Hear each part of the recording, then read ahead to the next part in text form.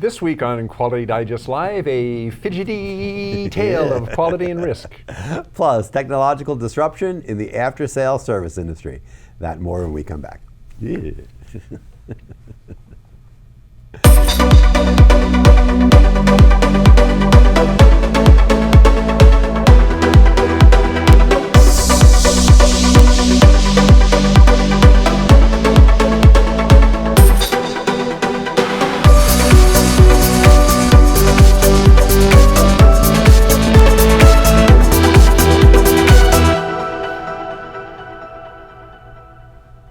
Welcome back to Quality Digest Live for August 11th, 2017. QDL is your weekly look at who and what is making the news in the world of quality.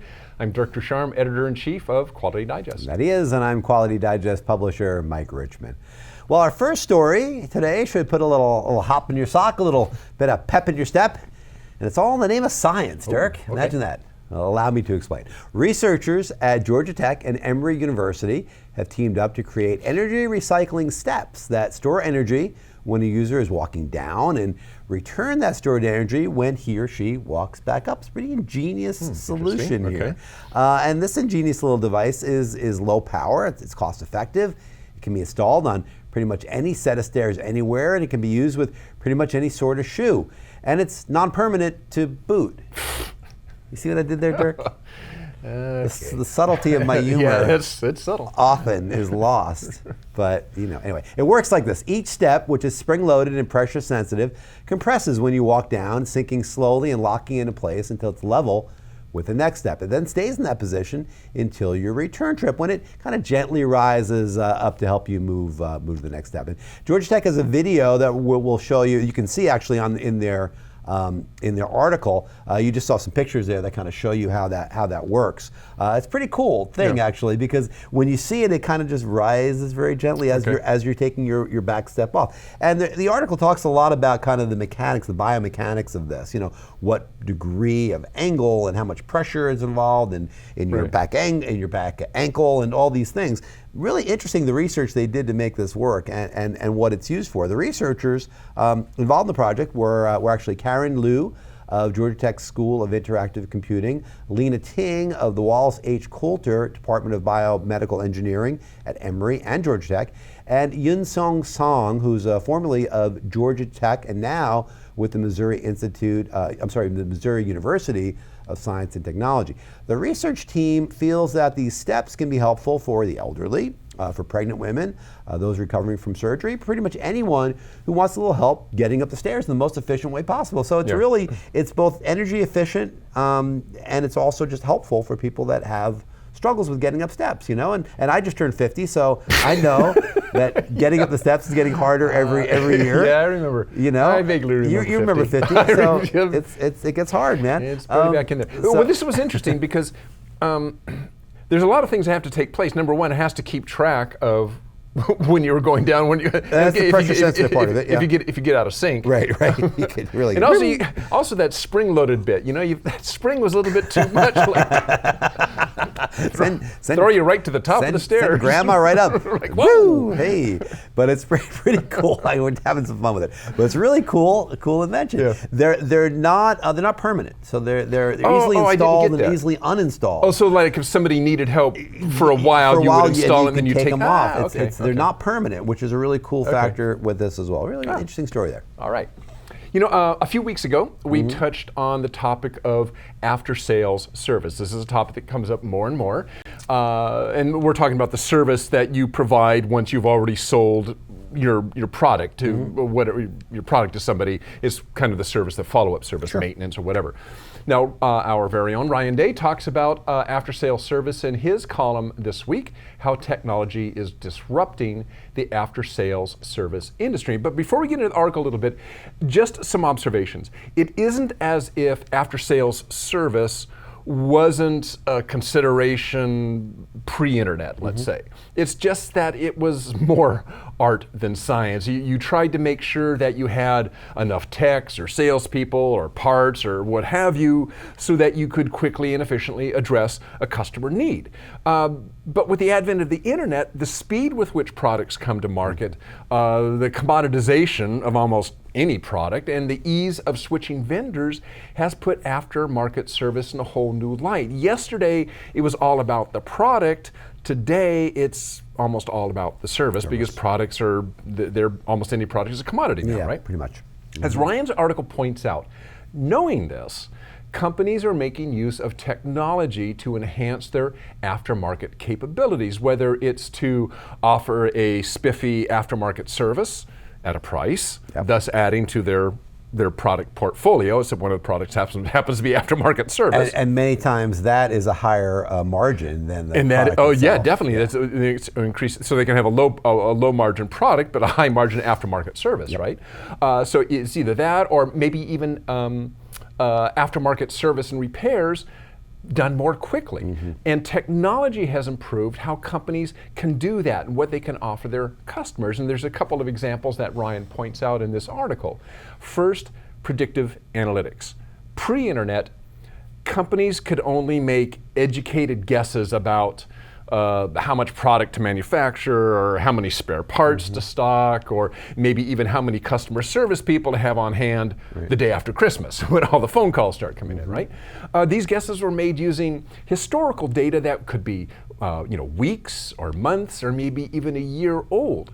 And that made prediction more of an art than a science. A company who had a really intuitive person who could kind of predict what the market was going to be doing in the coming months, that company did really well. If you didn't have one of those kind of left-thinking persons on staff, you were actually at a disadvantage to your competitors. Big disadvantage, right? Now they collect data real time. For instance, one predictive analytics solution from Synchron looks at mean time between failure for particular products and parts, and then comes up with the optimal stocking levels for each level within the supply chain, from a central warehouse to a regional warehouse to a dealer, and even down to how much parts to put in the trunk of a technician's car. You don't want excess parts sitting on the shelf, right? Which is just tied up capital. And you, of course, don't want to run short of parts. So predictive analytics based on real-time data and even failure data collected from IoT devices, Internet of Things devices, helps to dial in that stocking level at each step. It's becoming more granular, and again, it's less art now and more science. And all this because of real-time data.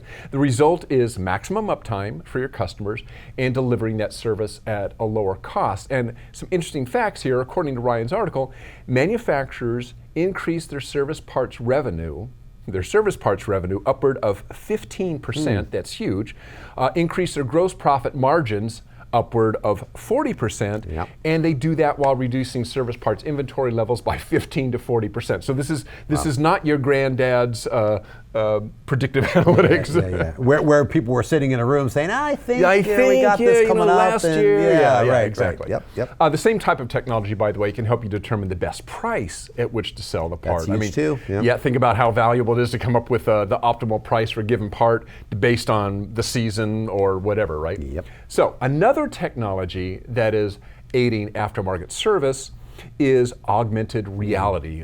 We were talking about this in the past. We're going to continue talking about it. It's becoming more and more kind of the norm. In this case, we're talking about smart glasses. Now, these have been around for a while. We talked about them a couple times in the last year.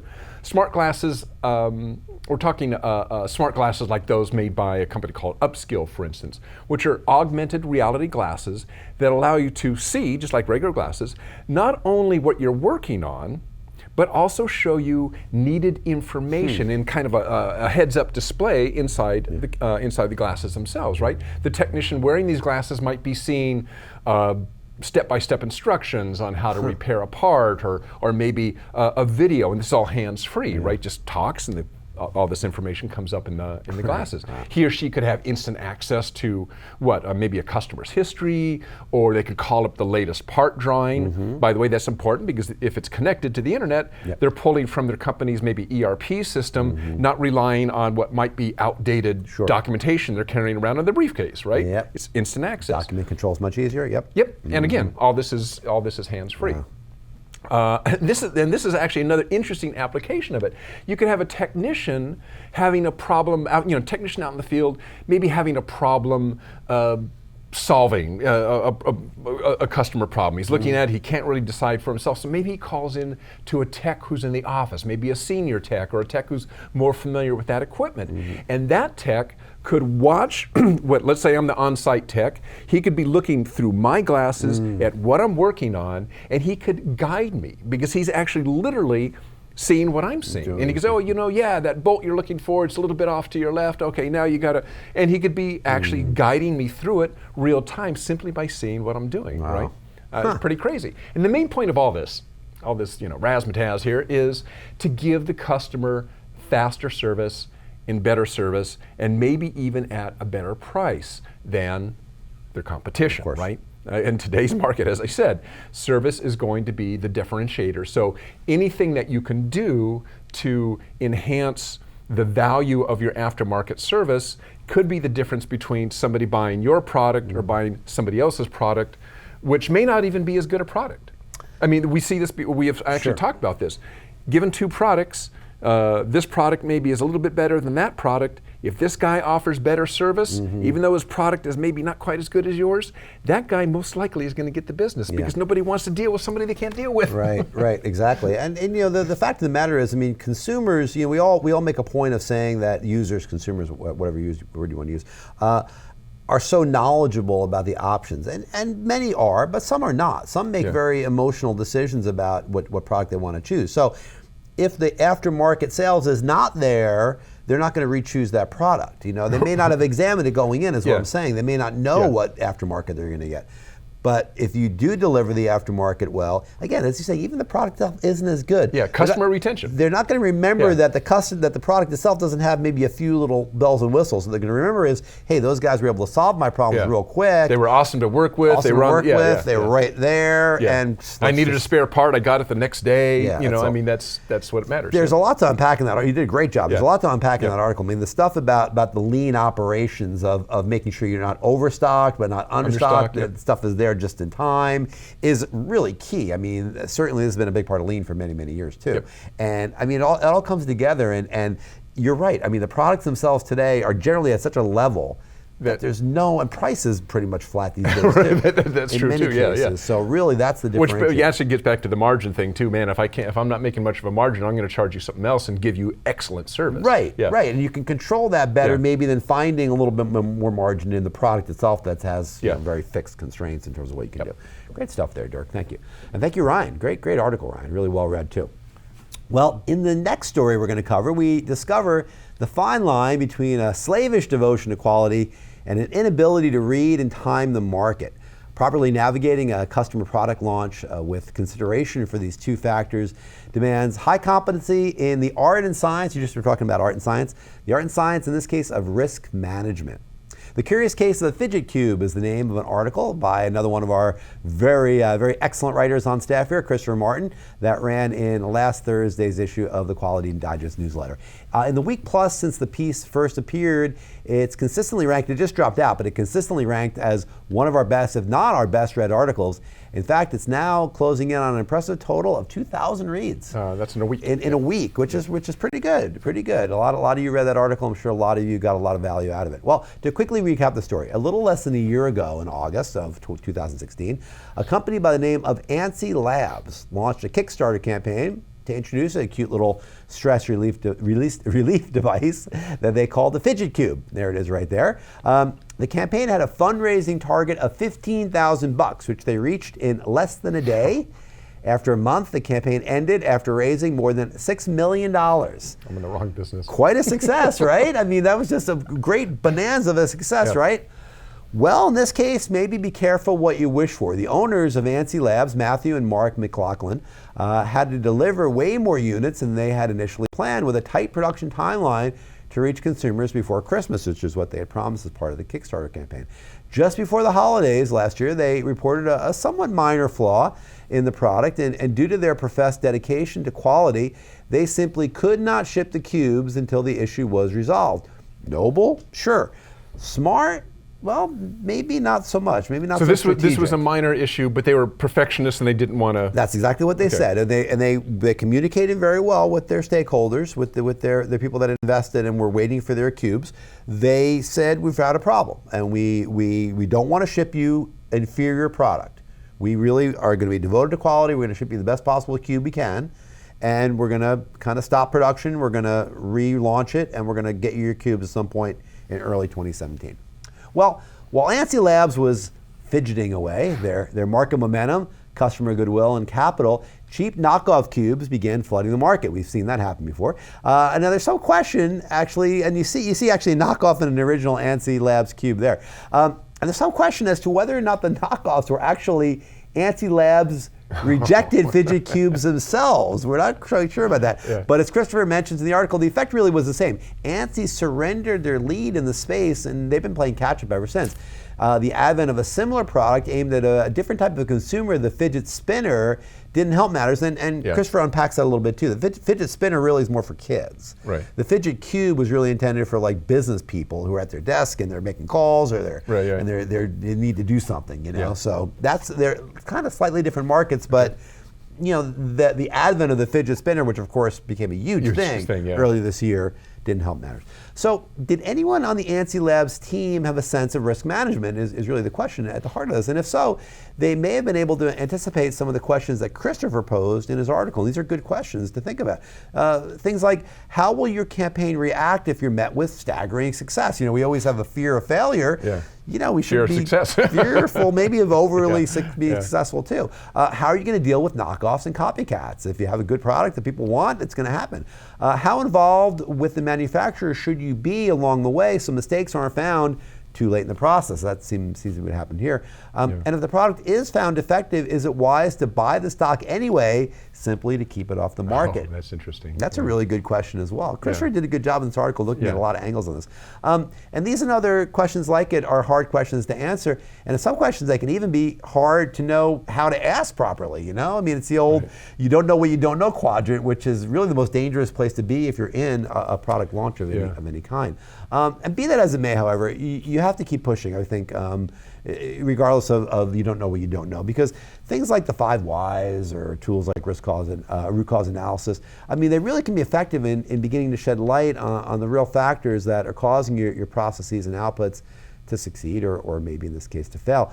The fidget cube still may end up being a success. It was recently acquired and rather awkwardly rebranded as the original fidget cube by ANSI Labs, new from Zuru. Rolls right off your tongue. Don't really know what that means. But equally likely, or perhaps more likely, the fidget cube is going to end up being a cautionary tale for all those who launch into the consumer space without a good handle on risk management best practices. So proceed at your own risk is really the kind of the nature here. If you don't have an appreciation for it, I mean, you said in the tease that, you know, is it possible to have too fine of a focus on quality, too laser-like focus on quality? That I think was actually something that came out in that article as well, is they admitted that the problem is something that probably very few people would have seen. Very minor problem. It was a minor problem. But it would with a lot of use, and they wanted their stuff to be used, their cubes to be used a lot, and be something that people could have for a while. I mean, another way I've done that is if it was that minor, is just offer, you know, free warranty, you know, lifetime warranty or whatever, or, you know, 10-year warranty or something ridiculous, so that if they got them back, they just, because they're cheap, right? I mean, they don't cost that much. Right. They just replace them rather than delay going to market. It's something a lot of people do. So in this case, to me, in my mind, is they were too caught up in we're going to be absolutely, you know, perfect on this. We're not going to, and they missed their boat, you know? There's another piece of this that Christopher alludes to in the article, which I thought was interesting, was that there were rumors, there were scuttlebutt going around the boards, the various online boards about this, from the Kickstarter people that participated in the Kickstarter campaign. And there was a feeling that maybe there wasn't a flaw, maybe they just had so many orders that they didn't expect. It was a $15,000 campaign. They raised $6 million. That's a heck of a lot more cubes than they ever would have planned to have. I mean, it's probably, I don't know how many millions, many cubes. So we're going to make up the story. There was rumors. Who knows? That's not confirmed by anybody. I don't want to get in trouble with ANSI Labs. But I mean, there was rumors on the boards that maybe this is what's going on. that's maybe possible too. I don't know, but I mean, companies do stuff, either way, I mean, what you're saying is right. You know, there's other ways to handle it. If it was a quality issue, there's other ways of handling it. Yep. So, good story there. A couple of weeks ago, we were in Snowbird, Utah. Was it really a couple of weeks ago? It was July 20th, the 23rd, 24th, something like that. Time flies when you're 60. You'll find out here pretty soon. Another decade, yeah. But it was a little while ago, yeah. So we were at the CMSC show, and as usual, we saw a lot of cool presentations, a lot of cool discussions with experts in 3D metrology, and of course, a geek fest of epic proportions for those involved in 3D measurement equipment. And as usual, we shot a couple of tech corners while we were there so we could bring some of the CMSC to you. Yeah, that's right. So the following tech corner was shot at the Capture 3D booth where Johan Gout of Capture 3D showed us some of the capabilities of the ATOS triple scan structured light scanner. Take a look. We're at the CMSC conference in Snowbird, Utah, and seeing a lot of fantastic equipment, including something that we're going to show you right now from Capture 3D. I'm in the Capture 3D booth, and with me right now is Johan Gout, Director of Operations for Capture 3D. Johan, what are we looking at here? We're showing today our ATOS triple scan scanner. It's the winner of the GE Aviation High Accuracy and Throughput Challenge. It's a blue light structured light scanner. And in this configuration, it has both 8 megapixel and 16 megapixel configurations. And I understand you can also change the volume that you're measuring with this? That's right, Dirk. One of the key elements of the system is the ability to change the measuring volume from down to as small as a 38 millimeter measuring field of view up to a 2 meter measuring field of view. Okay, and that's just simply by changing out the lenses, right? Correct.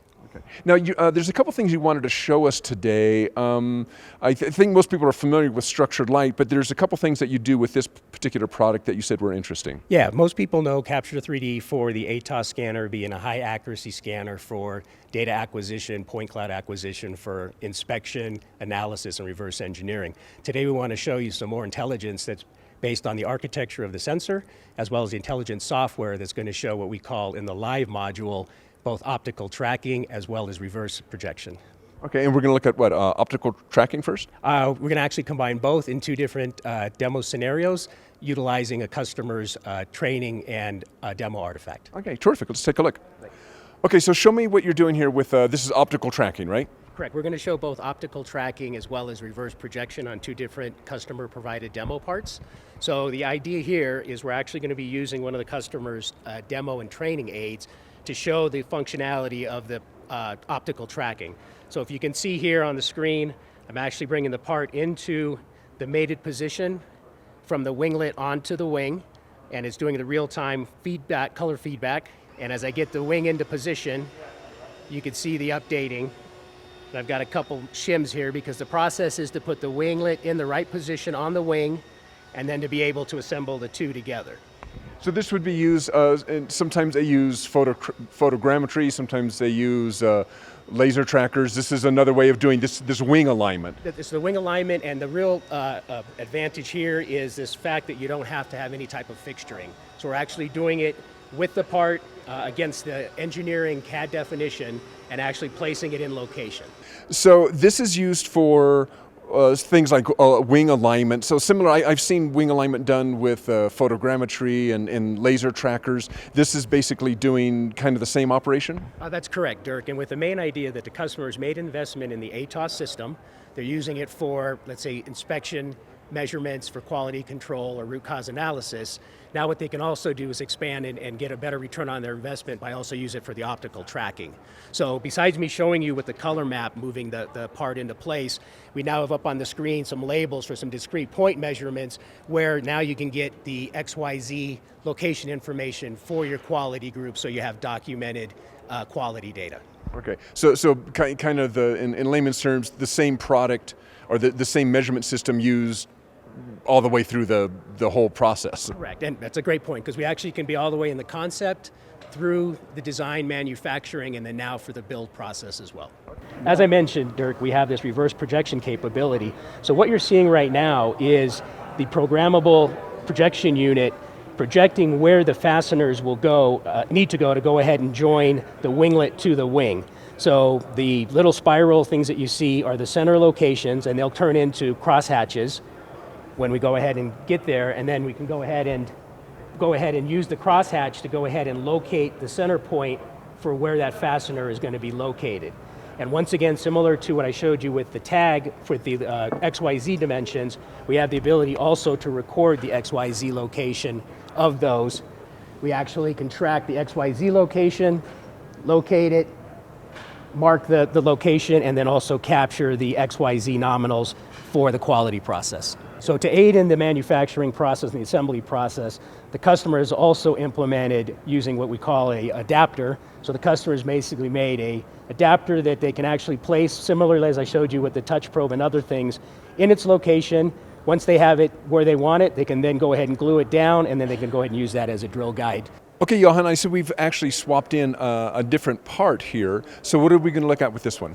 Correct, Dirk. This is the customer's fuselage assembly fixture, and we're actually going to show now how we're going to actually use some fixturing and tooling to go ahead and put the bulkhead in position through the optical tracking, and then also then use the reverse projection to show some curve definition and acquisition. Okay. All right. So with that, Tristan, do you want to go ahead and put the part in place? Yeah. So Tristan has positioned the part using the color map to get it approximately close to the location.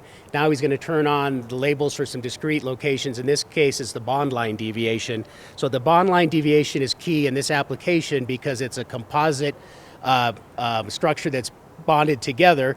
And if you can see here, as we move the part, you can actually see the bond line changing to get that within its correct position as well. Yeah, so a requirement at times also in the manufacturing process is legacy configurations need to be upgraded.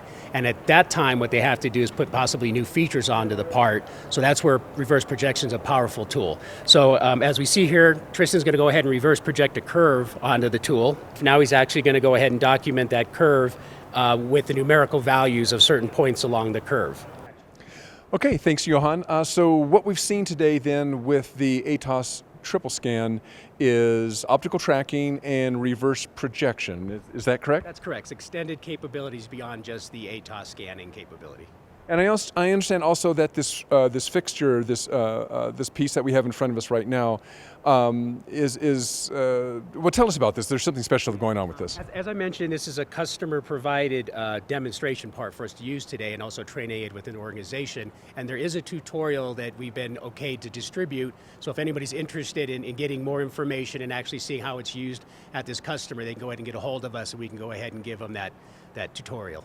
Okay, terrific. And so all they have to do is contact Capture 3D. What's your website? www.capture3d.com. Okay, thanks a lot. Thanks, Johan. And thanks to Capture 3D and Johan Gout and the crew at Capture 3D for letting us invade their booth there for a couple hours to work with them on getting that shot. By the way, a lot more stuff like that at CMSC, so if you are into 3D, particularly large volume 3D measurement, that is a show to see. Next year it's in Reno. It's in Reno again, yep, next July. So next July. So CMSC.org is your site for that. CMSC.org. Okay, so and that's the show. So thanks, Dirk. No, we got a game. We got a game we're going to play. This is an experiment. I have no idea whether it works. I call this the 7 degrees of quality separation. Okay. Okay. I have no idea whether this is going to work. It could be a complete flop. But it occurred to me that you're relying on my brain. I'm relying on your brain. Give you something you can work with here. So I had this idea, it was because we were talking in the bullpen the other day, that almost any news item, anything that comes down the line, somewhere somebody in quality is somehow related to that story, or could be related to that story. Mm-hmm. So I just took 3 stories that have been in the news this week, and I'm just going to throw them at you, and I'll help you out. I've thought about these a little bit, but see if you can think of where somebody in quality might be related to that story. So obviously the first big story, North Korea, right? I mean, Kim Jong-un and President Trump, they're going at it, and the rhetoric is going up, and sanctions and all that stuff. Somewhere in all that, how does, and it could be 3 degrees separated, but how does a quality person come into that? I mean, the first thing I think of is that we're hoping that because it's such an insular society there that they don't participate really in the international community, you're hoping that their quality processes aren't as good as ours. You're hoping that the quality managers, the people that are doing their work at the missile at the wherever the R&D, Hopefully Hopefully those people, they haven't read Deming or used the TPS. I don't know. Maybe they're watching us right now. But hopefully you're hoping that they don't have the same processes that we have, or that the Western Europe. I hadn't even thought about that. How did you think about it? Mine was a little bit more removed. North Korea is a supplier of. They do sell stuff to some other. Sure. So if they are on your supply chain, you've got to be aware of North Korea's. Kind of volatility and how this kind of stuff. It's a risk management thing. So it's a risk management of your supply chain. It's like, okay, we have a vendor in North Korea. Yeah. North Korea is kind of like, all wibbly wobbly sometimes. Yeah. And as a risk management, how do I deal with a vendor who's in North Korea? Well, I mean, more likely it's going to be either South Korea or Japan, where your vendors that you work with, who are you going to have to deal with, or China. Or China. Those are the countries that are around North Korea that really are much more threatened by North Korea than we are here in the United States. Those are the countries where you probably have suppliers. So I don't think North Korea really does supply very much in the international commerce, but the countries around them sure as heck do. You got to be looking at South Korea is a huge economy, and that's what I would be thinking about. Okay, next story. Did you see the story? This was in London. Jogger going across a bridge. Yes. Apparently pushes a woman. Yeah. Okay, so where's the connection there? For quality? Yeah. Or related. Or related. Well, I mean, is there some kind of a system that would allow you to error-proof that, so that when joggers are in an area where buses may be coming, that they're in a tunnel, or maybe they only can go one at a time or something. So kind of a poke-yoke. A poke-yoke. That's interesting. That's an interesting thought. Is that what you thought about too? Close. I was actually thinking more in terms of autonomous vehicles. The bus swerved because the driver was on it, but one of the things that they're looking at on autonomous vehicles is, how do you detect if somebody runs out from in between a car, or a kid chases a ball, is how do you detect that? That's right. So you're thinking poke-yoke prevention, which is a good one, and I'm thinking of mitigation is how do we respond? So somewhere somebody is looking at these things going, that kind of thing can happen. If I'm making my autonomous vehicle, can I deal with that? Okay, one last one. Also in the news, New Orleans has got some interesting stuff going on there. They have torrential rainfall happening right now. They had a fire in one of the electrical subsystems that supplies power to their big pumps that are responsible for taking the water out and sending it somewhere else. Right. And so the concern is there a chance of a pump's not being able to run because there's not going to be any power able to keep the pumps going, and you could have flooding simply because of a power failure. Right, you could. So how does that relate to quality? Yeah. I don't know, but I will say this: that there's some parts of the world that people just shouldn't live in. People should not live in New Orleans. People should not live in the Sahara. I mean, there's parts of the world that Greenland. I mean, it's like, don't live there. I mean, obviously New Orleans is going to flood regularly. Don't live there. Move somewhere else. Move to Galveston, which only floods every 50 or 60 years. Or the Florida coast that gets a hurricane every year. The coast that will be gone in 40 years. But I mean, it's like, or Jersey Beach somewhere. Exactly. You never know what's going to wash up on that. How does that relate to quality? Well, I mean, just through better, quality technicians need to check those pipes. I don't know. I mean, or again, redundancy risk. Although I'm sure that's there. I mean, but again, it's just one of those things. Is if you have something, if part of your infrastructure, which is really important in this case for keeping water out, if there is a chance of failure in there, how many redundancies do you have, and how many should you have? I mean, and I made a little joke about that. I'm sorry to the New Orleans people, but I mean, we love New Orleans. But yes, we do. But the fact of the matter is, if you are in New Orleans and you are in that grid, in that system, you need to be more aware that this is more likely, that the flooding, hurricanes, this type of weather, this is an issue that would be more of a likely issue than, say, in Central California, where we get no rain or not much rain. You know what I'm saying? I mean, so you got to consider, although we had a almost big flood from our dam. But what I'm saying is, I mean, that's part of the FMEA, is to understand the potentiality of, the frequency of potentially a damaging risk, a risky situation, as well as the severity of it happening. So, if you're in New Orleans, you need to be more aware that this is something that could frequently happen and take steps to mitigate it.